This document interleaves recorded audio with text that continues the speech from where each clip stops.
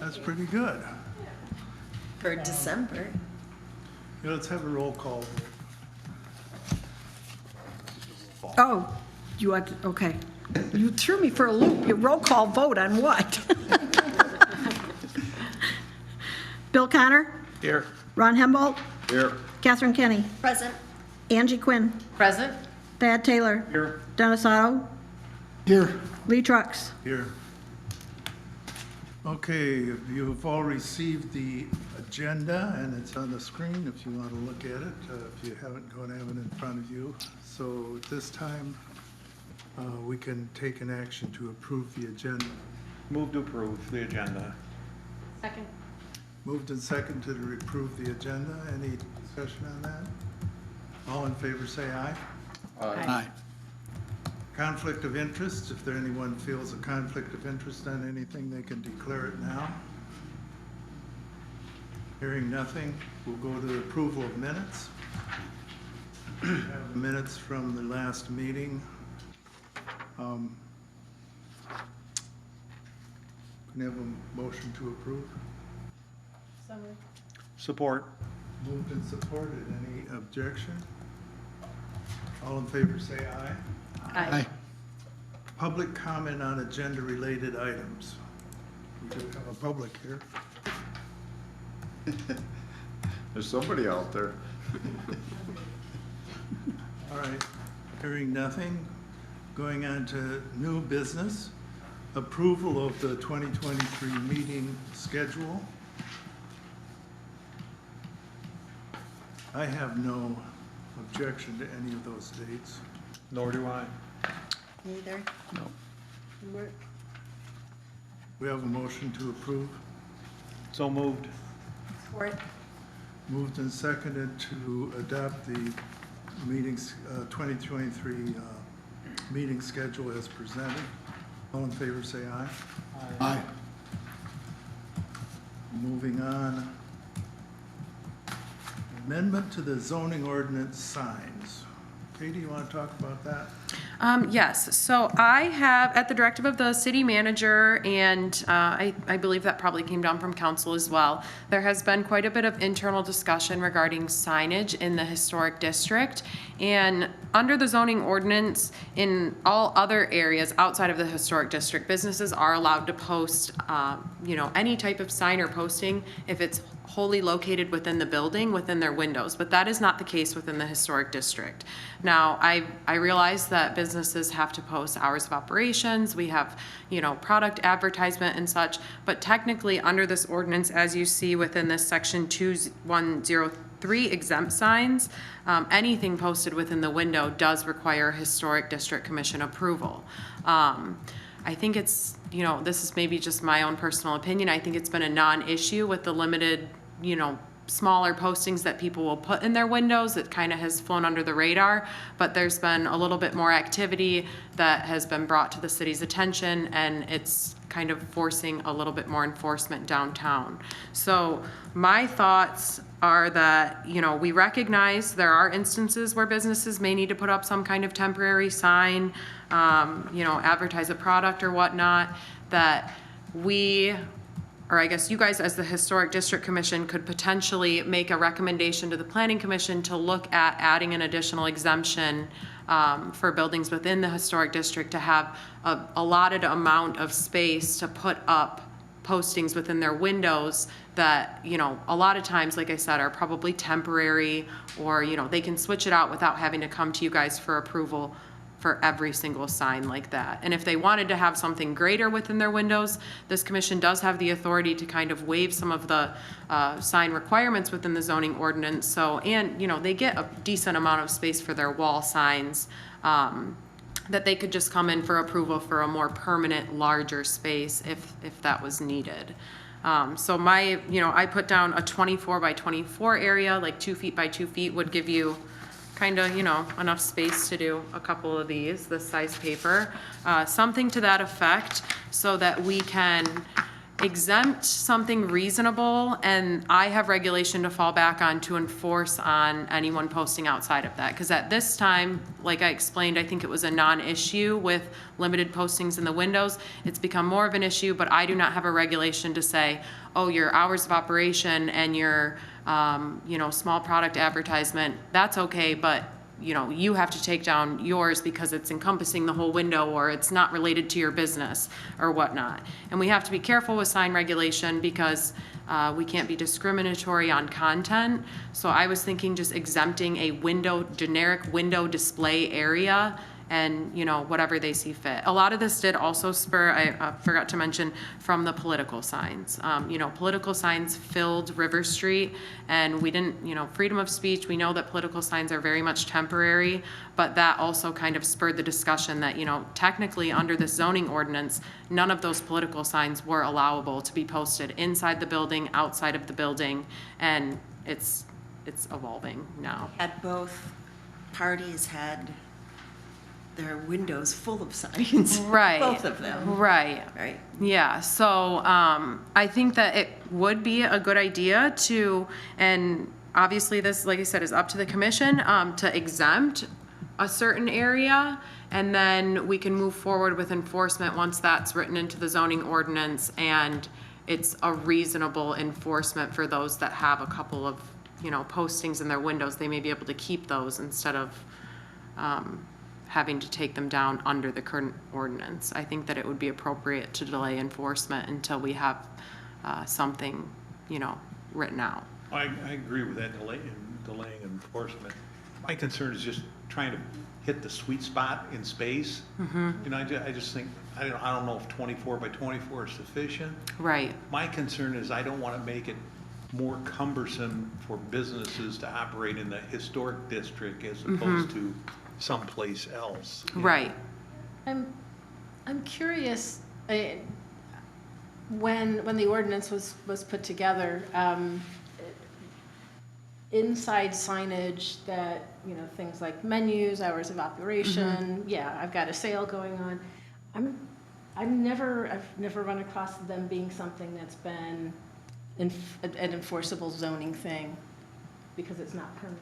So I'm curious to know why it got exempted in the district, if anyone's been around. I don't know if any violations really except political.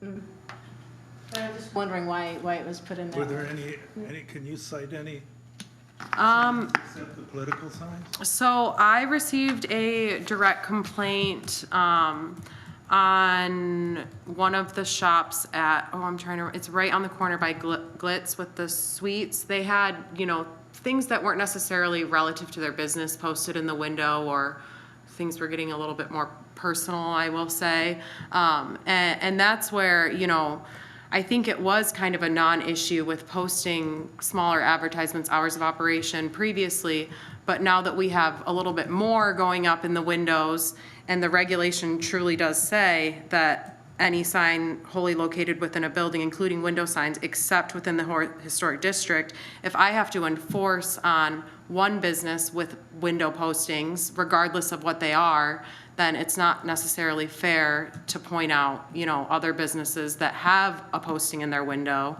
but they aren't filling the window. It's just, this regulation says nothing at all, and until it says something different, it's difficult for me to enforce, because I recognize that it's not practical to tell everyone to take down every single posting that's in their windows. So how does this affect the guidelines to signage that are on the Historic District city page? There are signage guidelines there, and if we make a motion today, will those guidelines be updated to reflect our new motion? From what I understand of the guidelines, those are more so, I think they give kind of like recommendations on what the historic district would like to see, but not so much the dimensional actual standards that are required in the zoning ordinance. So I can take a better look at the guidelines to make sure that those wouldn't be impacted or need to be impacted.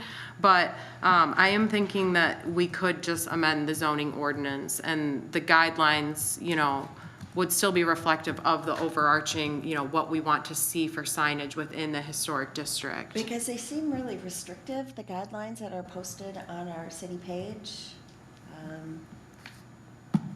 More, they're, And that's what I was asking, like, why are they so restrictive in the first place? they are So, very restrictive. What if we anyway. just remove the exception for the historical district? So that. That is also an option, we'll yeah, just that be they the can same as everybody post, else. yeah, that they can post within their windows. I will caution to that, and this isn't necessarily a knock on the tobacco store, but they are exempted from posting things in their windows. So if we completely exempt, that would be the option that someone could potentially fill their entirety of their storefront window on River Street with advertisements. And I don't know if that's the intent of the historic district. I mean, you'd hope that businesses wouldn't necessarily want to encompass their whole storefront, but if we exempt signage located within a window, yeah, anything on River Street, like people could potentially not even come in for approval of their main sign on their building and just locate it within the window, we would have no authority. Would we be looking something like at bottom right in the left-hand corner, a 2x2 sign is allowed? Yeah, and even if we didn't want to dictate exactly where it is, just a cumulative, you're allowed a cumulative additional 2x2 area that is exempt in addition to your permitted signs.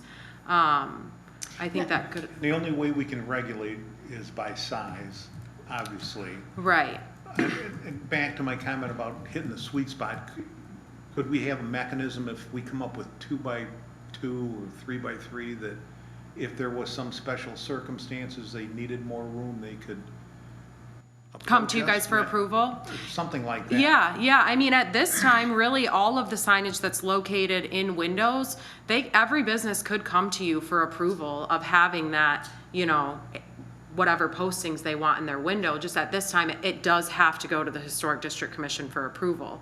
And I don't know that we necessarily want to be seeing requests for temporary signs or small window postings or having to make people go through. How would we handle like a sale sign that's like a 4x3 or 4x4 then? You know, maybe we could just do it by, Is that gonna be exempt then or something? I don't know, I was just thinking instead of 2x2, 3x3, if we just said so many square foot. Right. we could, you know, have And something different. I will say that temporary signs on the property during construction, maintenance, or improvements and relating to construction, maintenance, or improvements on the property during the period of time of work are already exempt. So I know we have like, please use this door, or I would even consider like a for sale sign, you know, kind of falling under that temporary during construction, maintenance, or improvements. So this would be more so for, yeah, product advertisement, hours of operation, and should someone want to display something that is not coming to mind. Oh, go ahead. Quick question, how about open signs, flashing open signs, you know, I mean, is this part of? See, even that, if we're looking at it, Signage guidelines on our webpage. okay. It's regulated, but will this negate those guidelines? I mean, yeah, I'll have to look into the guidelines more closely and how this will relate to this. But I mean, the way that I read this, the way that it's interpreted is that really anything posted in the window should be receiving the approval, even open signs. And this also includes, you know, decals, you know, of Tony's Pizzeria, you know. Right. The 24x24 would be a part of that? No, I would like to see it in addition to what is allowable. Okay, in addition to Yeah. the Happy Hour Bookstore has their. Right. on there. And they requested approval for that Yeah, as part of okay. their sign application, but if they wanted to put up a couple other postings in there, like, we could exempt that. Got it. Basically, so that I could walk down River Street or someone acting as enforcement could look at a building and say, okay, you get a 3x3 area, can you provide permits for, can I look up your property and see that you have permits for all of your signs on your building, and then if there's anything that's not permitted, would it fit into that prescribed area? And if not, you have to eliminate something, you know, within your postings to meet that. Discussion that we allow up to 9 square feet, Okay, and then with a mechanism, if a business owner feels it's necessary to go above that, that they would be able to come to us and present a case that would get our approval. I'm struggling here because ultimately a historic preservation ordinance and having a local district is to protect the buildings and to protect the look and the feel of a particular time. And if we were to get in our Wayback Machines and look at 1885, every single retailer on River Street would have had handwritten things in soap or paint or whatever all over their windows. They would have had additional things out in front of their store selling all of their stuff because they didn't have the internet, they didn't have TV, they didn't have radio. So they would have had substantially more advertising going on in their windows than we do now. So that's why I was asking the question is why is this here in the first place if it's inside? I understand from how we change things over time. A 9-foot square seems to make sense because that could cover things like, I've got two 18-inch long menus and stuff. But I still no more than it could be. If it's inside, it's not permanent. It's not affecting the building. Right, right. Well, and I know like Manistee Beverage Company right now has some product advertisement that is greater than a 24 by 24 area. It looks tasteful. It's something that I'm sure is temporary, but it's, as I feel like a broken record, but technically not allowed, Business across the street that says guns are welcome here. Right. Different size windows also. Are we better saying that no more than 1/3 of the window can have signage this way? Or 1/4? This way it goes for everybody how big their window I is. understand where you're going. I don't know how. Would that be something feasible? On the enforcement end of it? I'm sorry, can you repeat that? If, there's a lot of different size windows, different Right. businesses. Instead of limiting to a certain size for everybody, would we be better off or using, you can't cover more than 1/3 of your window, can't be covered? Yeah, we have similar regulation for wall and window sign. Like a window sign downtown counts as a wall sign, and you're allowed 1.5 times the square footage or the width of the storefront of your building, or 50 square feet, whichever is greater. So yeah, we could have some kind of calculation like that. You could take each window and know on a sheet that their window is allowed, this size sign. That's it, because it's only a 5 by 5 window. Right. So the current guidelines say that signs that are installed on an interim basis, such as realtor and construction signs, are not to exceed 16 square feet in sign face. And, we already have regulations, so I don't know if we make new regulations, then we need to either update this or this document. Yeah, we can. It says that upper story signs shall be no more than 20% of the glass. Okay, yeah, that's what I was kind of. Yeah. This way, no matter what size your window is, everybody's uniform to the size window you have. If you got a 10 by 10, it's, 5 by 5 square, whatever. If it's 2 by 2 window, it's all relative to what you've got there. It's very detailed though, because it says that the sign has to be kept with the historic character of the building. So maybe this whole sign guidelines thing that we have should be looked at before we go changing Yeah, 'cause it sounds one item. That's pretty clear. It's and pretty then clear. And then we have this accept things, and I'm like, well, we don't need accept things because we've already got this other thing that's pretty clear. It regulates the illuminated signs, internally illuminated signs, shapes, proportions, corporate logos. It's quite a few pages long in detail. What would we refer to? 6 pages long for historic district sign regulation. What you brought up about the old signage being in the windows and soap and all, what would we consider if somebody's, say Goody's, as an example, wanted Goody's Coffee House, a circular paint in the middle of the window. Is that considered signage then, or business advertising? What are we gonna look at that, or do we? You know what I mean? A lot of times you have, they put it in a big window and something and calligraphy or script or whatever, it's fancy, it looks historic, but what are we considering a sign like? Is that That would be considered a sign again, or a business that would be considered a sign. So let me actually. How about the bugs in the West Shore Community College building?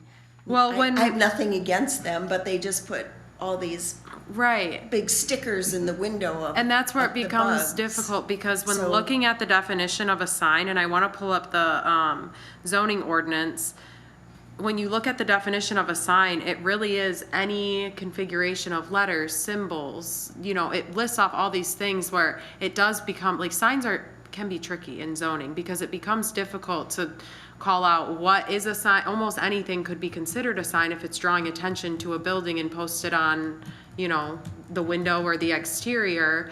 And where do we want to draw that line? And then also with not being discriminatory against content, because I think to an extent, you know, we have to state dimensionals, but with the recent case law that came out, it was determined that signs, well, there was a lot of case law on like off-premise versus on-premise and regulating the content of those.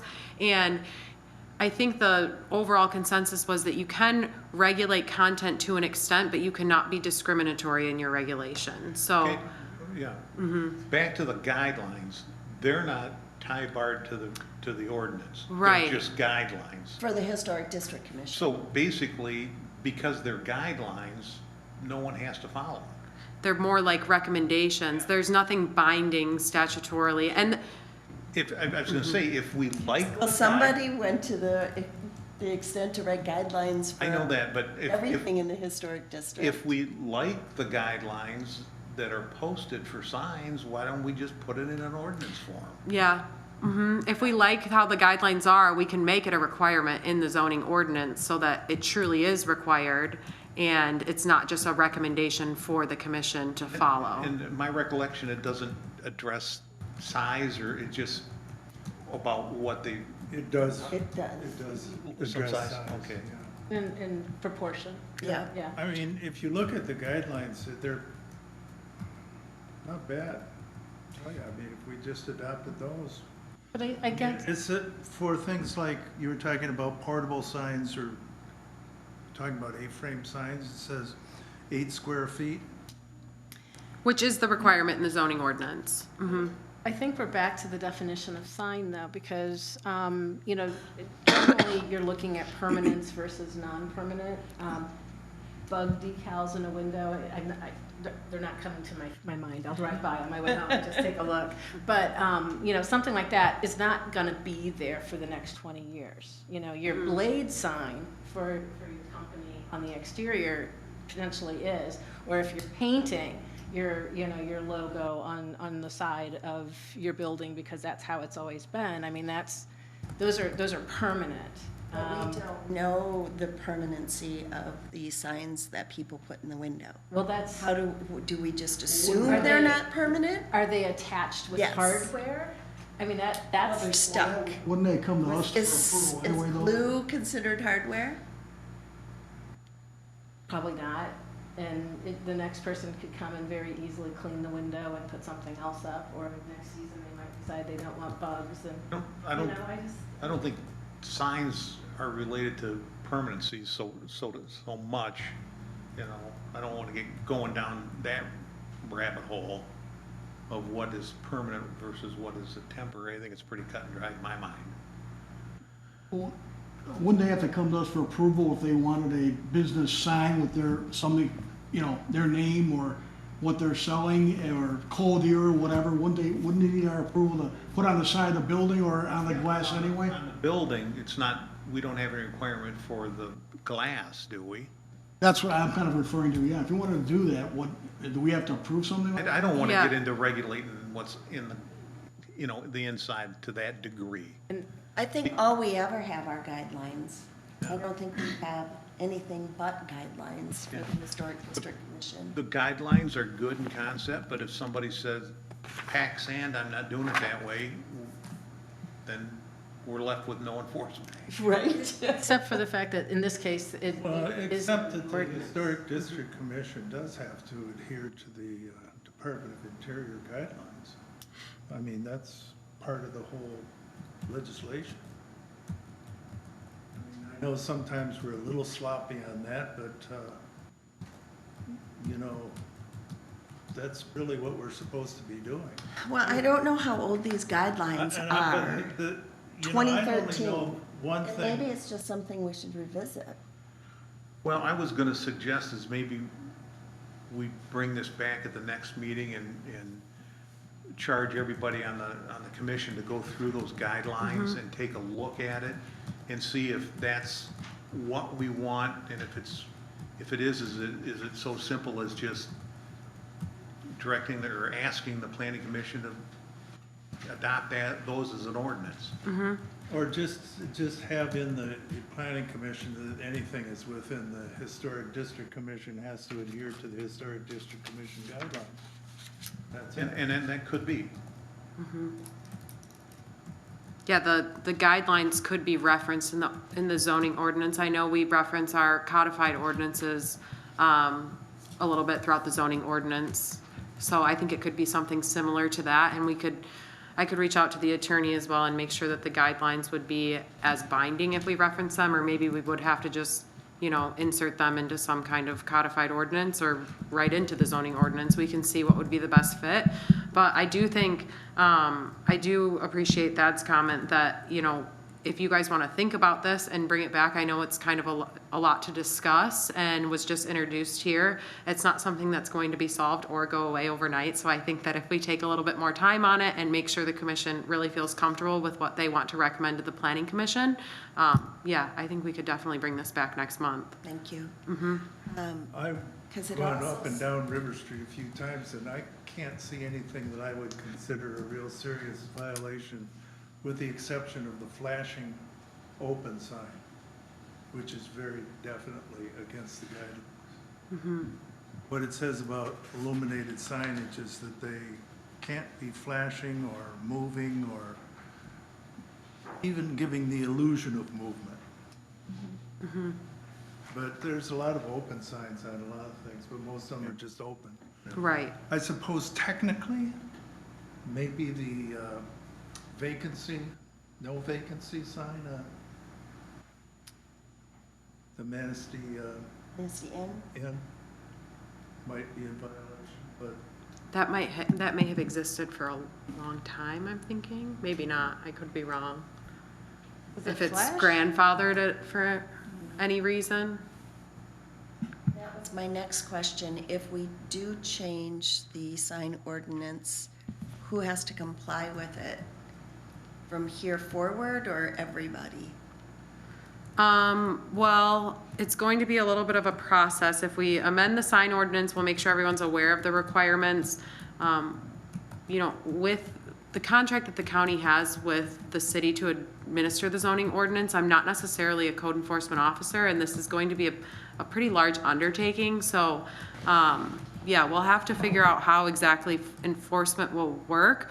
But ultimately, anyone who doesn't have a permitted sign, when I look to enforce, will have to, remove it or get it under permit and make sure that it's follows the ordinance or meets the exemptions.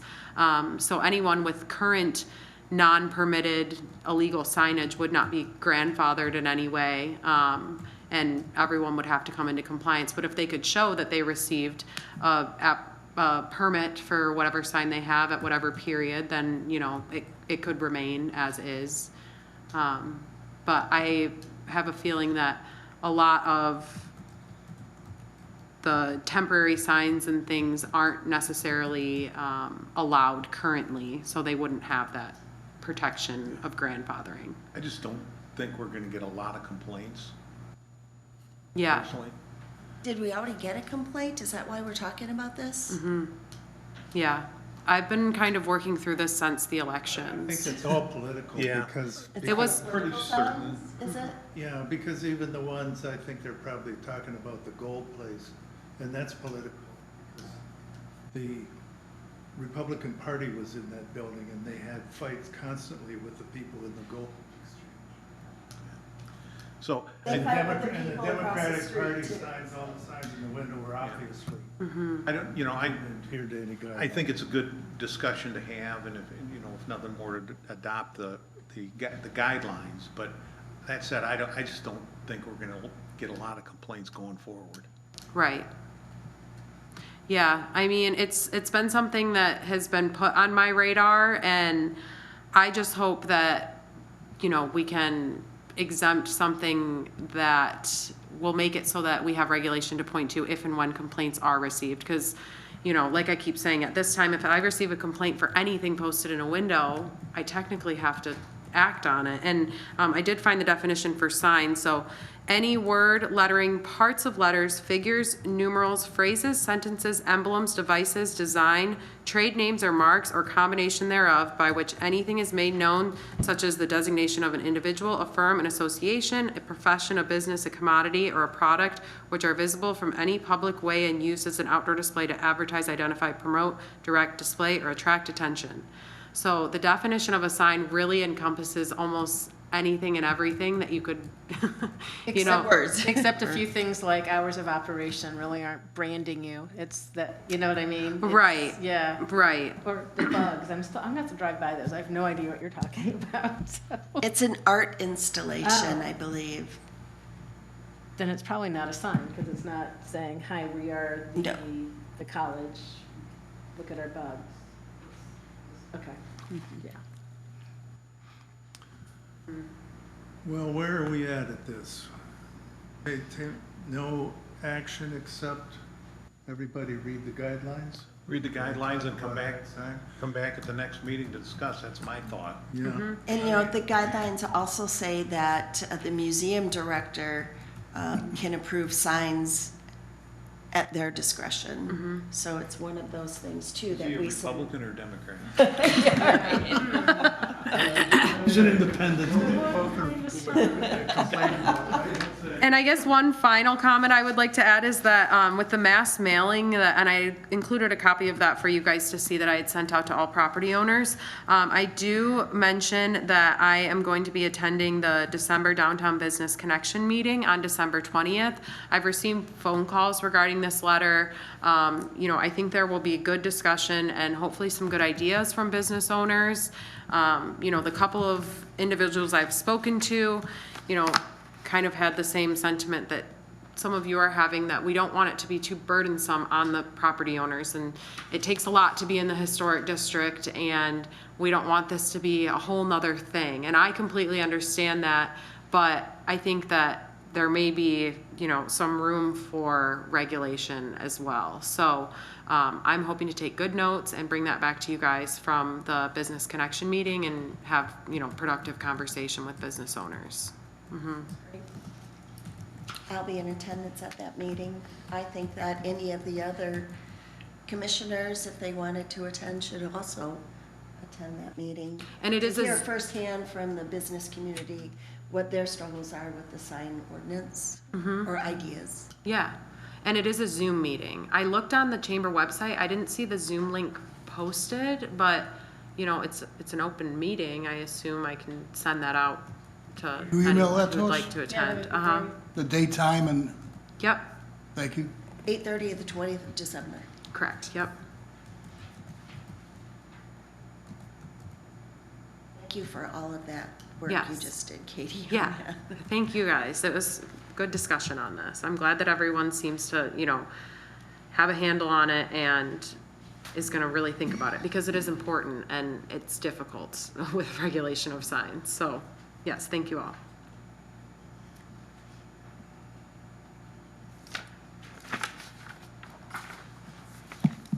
All right. Back to our agenda.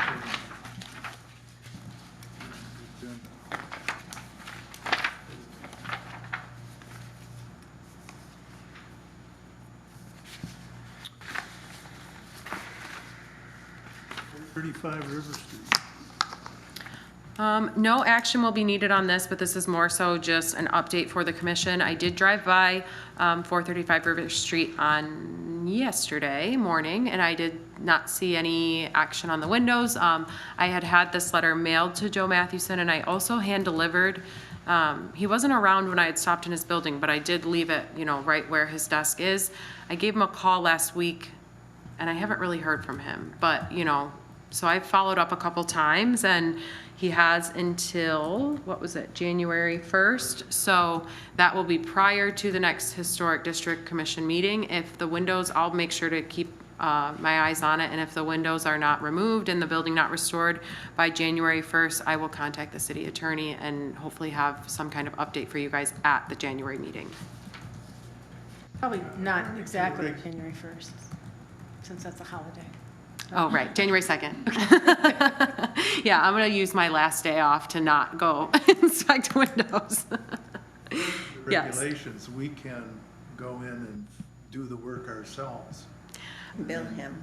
Yeah, so the circuit court action per that section 1280.14 would allow for the city to request, that type of relief and go in and clean up the property. Never done that. I don't know whether there's any procedure that the city has to do that. No, I've It- Have you ever had to go in and correct some problem and then charge somebody for it? The only thing that would even be close is failing to cut your grass and, they I know with some of the other communities that we administer zoning for, we have moved to the point of injunctive relief with blight complaints. From what I understand of it, it's more so, the attorneys handling it in the courts. It's a formal hearing before the judge where they, do some kind of compliance order. And then if that compliance order isn't met, then the community has the ability to go in and bill the property owner. So, Has to go to circuit court first. yes. Mm-hmm. that would be the last resort, is us, in my opinion, us doing the work. 'Cause Right. That's fraught with problems. Yeah, I think that usually the judge will give, they'll issue that compliance order and give another amount of time. And that's where a lot of the public doesn't understand how long enforcement can really take, because they're given these time frames and then fines and time frames, and it can really be, drawn out. But that would all be up to circuit court and the judge.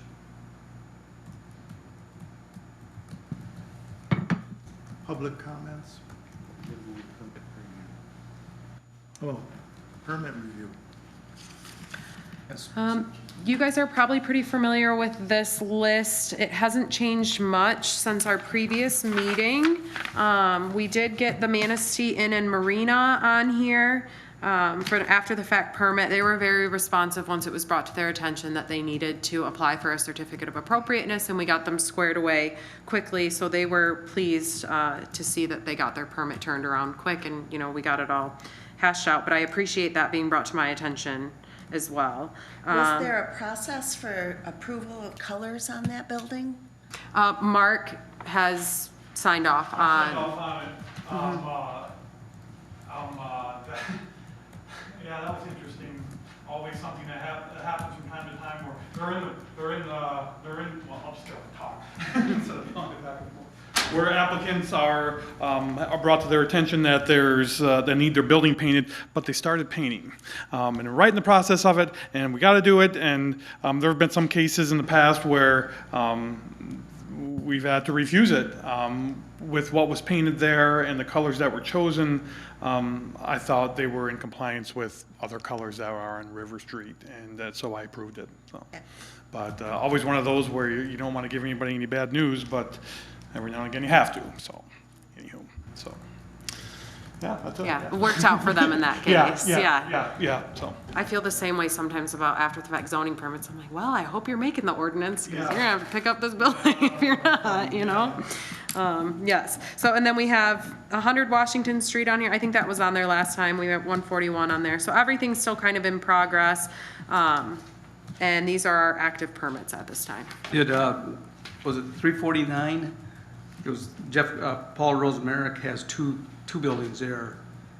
Did they just accidentally fall off or did they go off?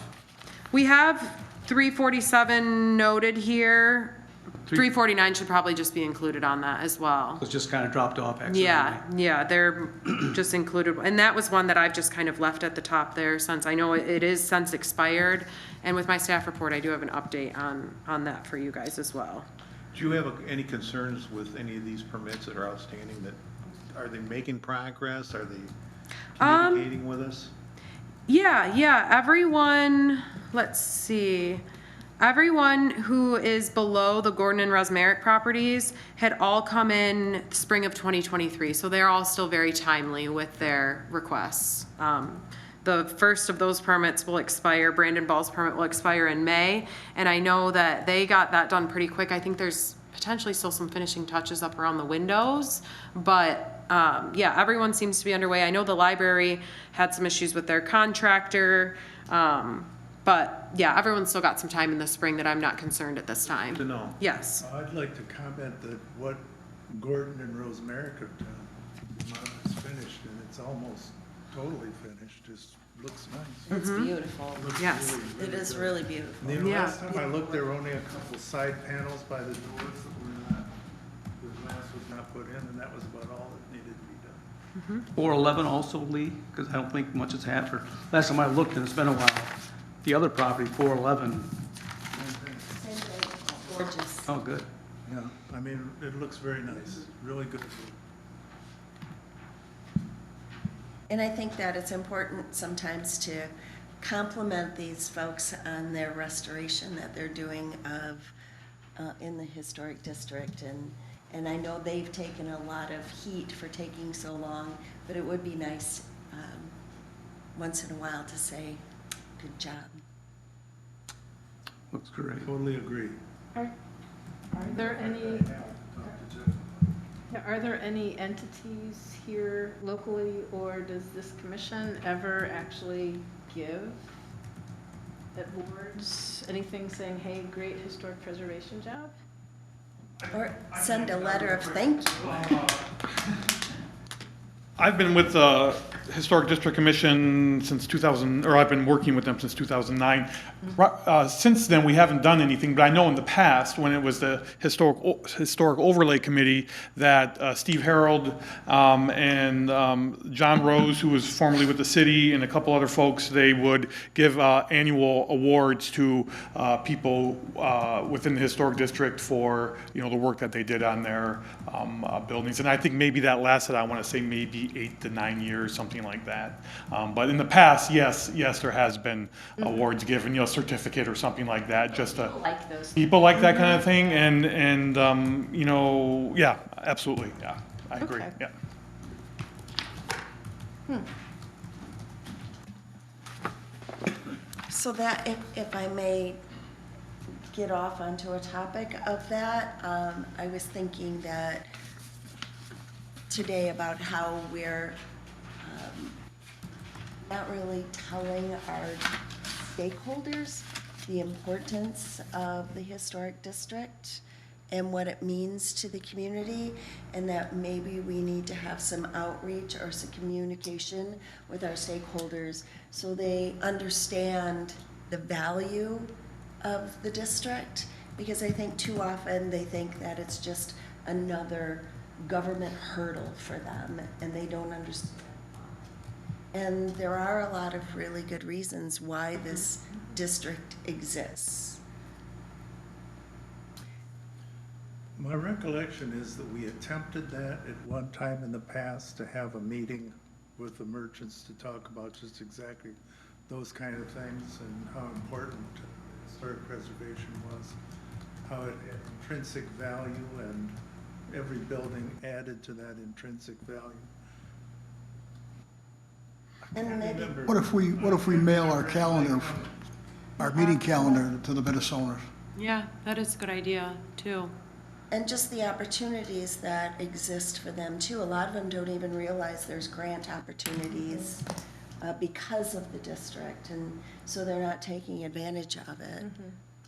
But it doesn't have to be an in-person thing. It could be where we or somebody goes and meets with them, new business owners or new businesses, and explains a little bit and leave a little something behind, whether it's a brochure or a letter or something like that. Does anybody ever do tours of the historic structures, like walking tours of River Street? Mark does. Mark, you do that? Okay. Museum, yes. In the past, I haven't done one in a while, pre-pandemic, but in the past, I've done those. I've done walking tours of River Street and some of the neighborhoods and so on and so forth. Haven't done one in a couple of years, but hope to do that at some point here again. Always had a wonderful turnout for those, and I would always enjoy doing that, so. So yeah, I kind of second what Catherine is saying, seeing a lot of people throughout the summer months, especially at the museum. People from other communities are very impressed with River Street and the buildings themselves, and find it very unique. And so to promote that, I mean, certainly isn't going to hurt. So I agree certainly with what you're saying and what you're throwing down, so. Thanks. It's the whole city. I mean, I live on Second Street, and there's a number of places on Second Street that are very historic buildings, you know, the Episcopal Church and some of those other houses that are there. There's fudgies walking up and down all the time, you know, looking at those buildings, you know? Yeah. It draws people into the community. I mean, we all do it too. I mean, when we go and visit someplace, don't we look at? Absolutely, yes, yeah, absolutely. It's what we do. The main thing, and Mark, you'll be glad to know, I live over there right by where the new historical displays are. Oh, okay.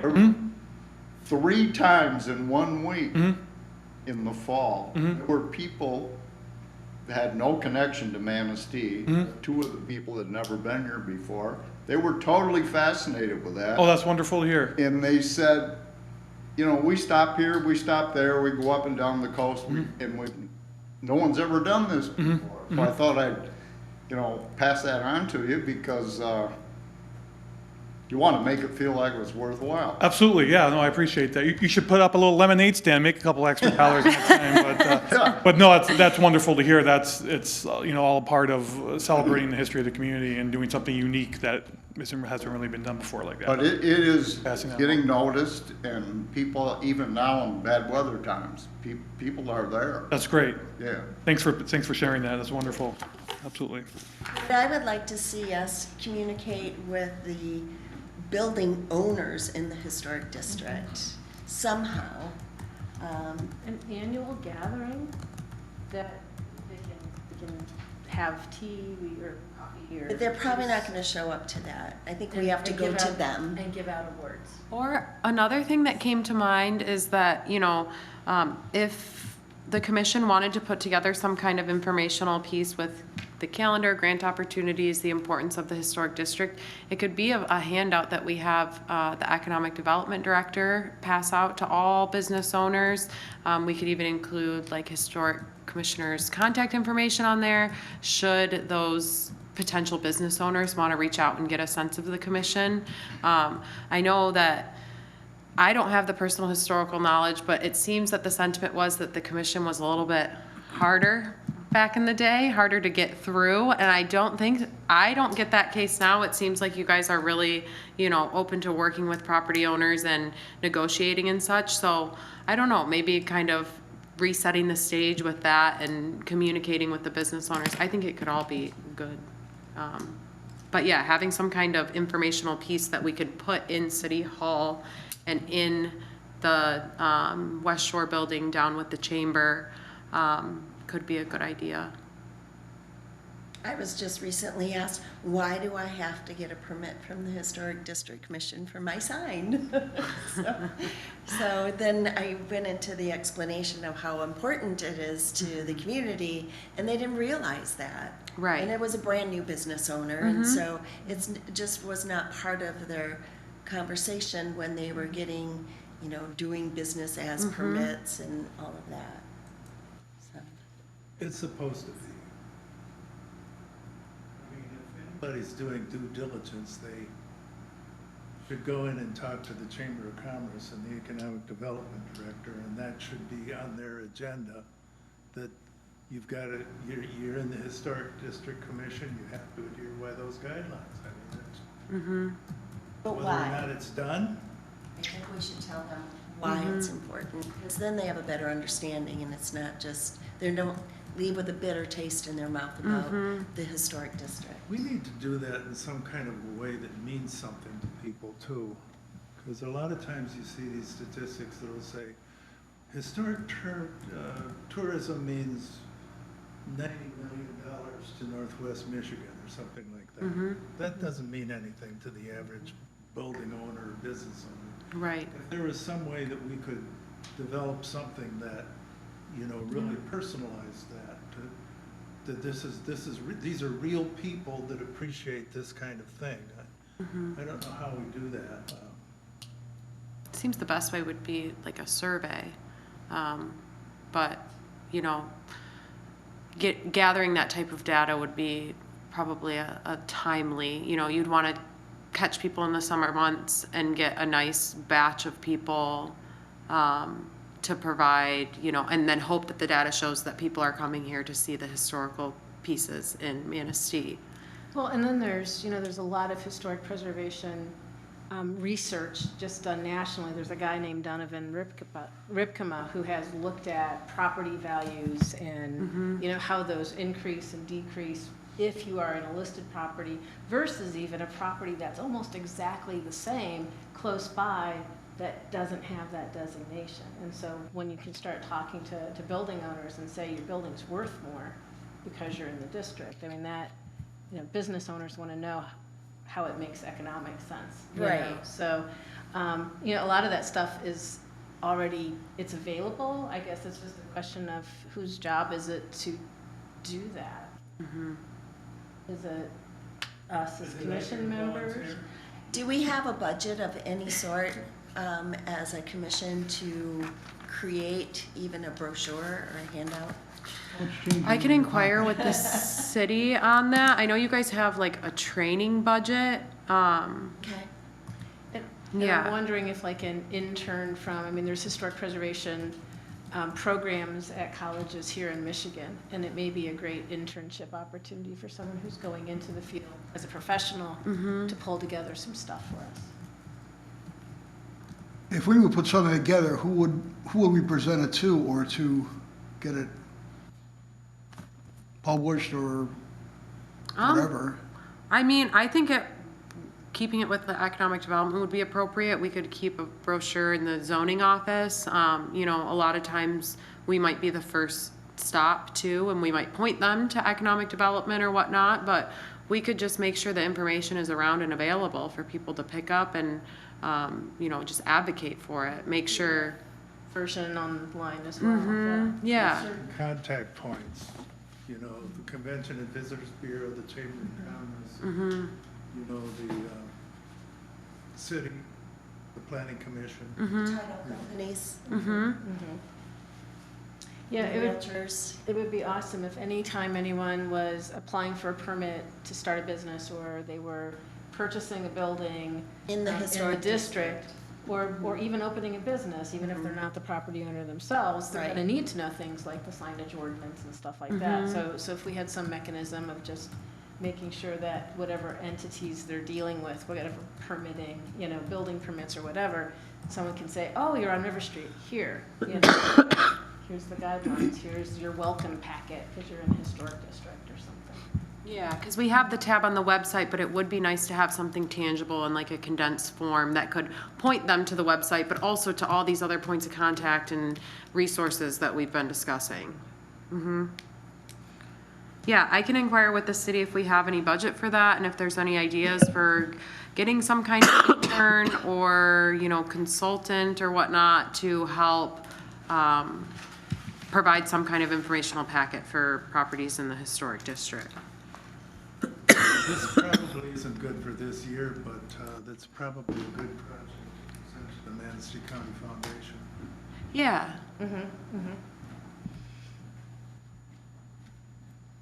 And you know, taking it one step farther, some communities use community block grant funds to fund facade improvements. It's a grant thing, you know, they basically, you've applied for the community block grant, and then someone administers that within a city or a county department for projects for historic structures. It actually is another pool. I have no idea if Manistee. The DDA does that. They do the community block grant. So how do we get in their list of things? How do we get historic preservation there? Do you think it's there already? Well, They have to come to the they have to commission come to first yeah, to they get have to come to the approval commission. Okay, so before they apply for the grant. Even better. Okay, cool. In order for them to get the money, we gotta stamp it. Yes, that Same makes thing with the sense. state. All right, historic moving on. regional Correspondence? Grants, they have to get our approval first. None. Okay. None that I received. That discussion. Museum director, I have nothing.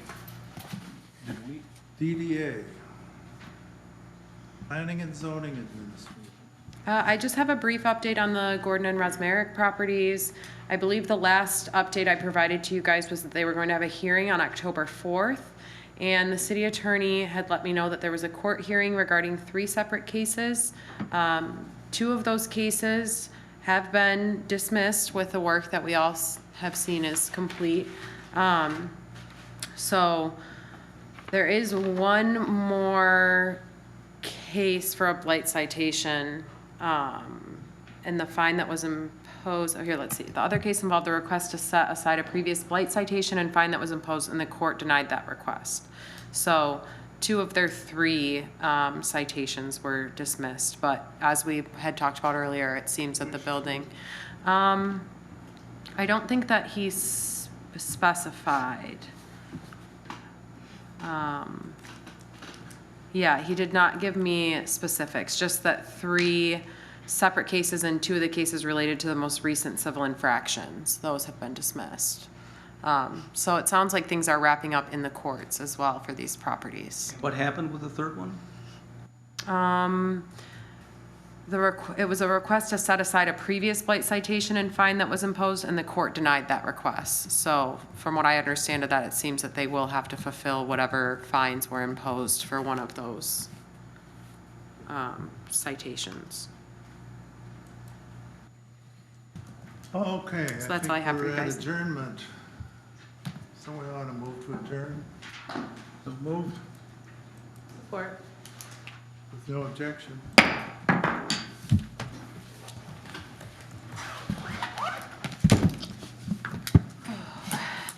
You have a nice Christmas, a nice holiday. Good meeting. Thank you. Yes. You too.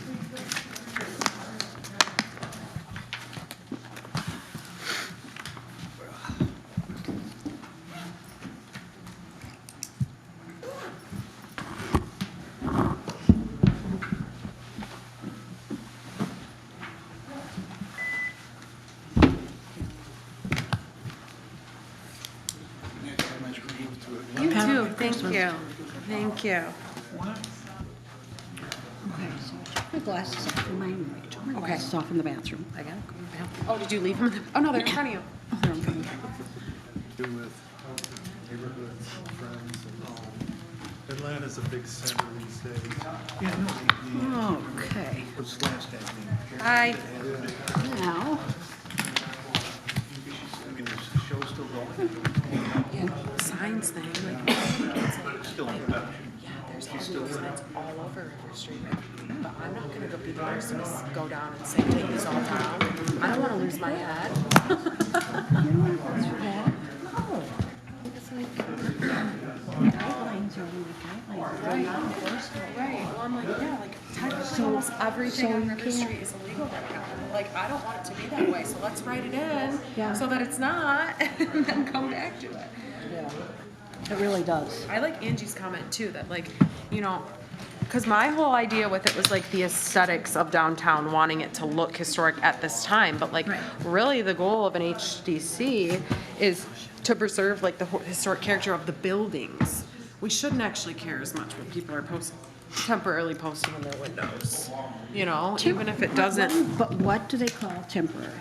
It has to be within, Well, and that's what people don't understand. I mean, how people are the gonna go semantics of temporary what go are into what? this. Well, and it's like, okay, so you say window paintings or you don't care what goes on the windows, but then P&L Sandwiches does a whole freaking window painting, but you care about that, and it's like, no, you actually exempt them. Like, once, and I didn't want to call out specific businesses and like call people out, but it's like, once you start to see some of these examples where it's like, well, you realize you'd allow for this too. It's like, whoa, no, we don't want that, and it's like, well, then you can't. you can't Just allow for anything. pick on one and not pick on the other. Right, and that's where it becomes so difficult. Oh, I'm still recording.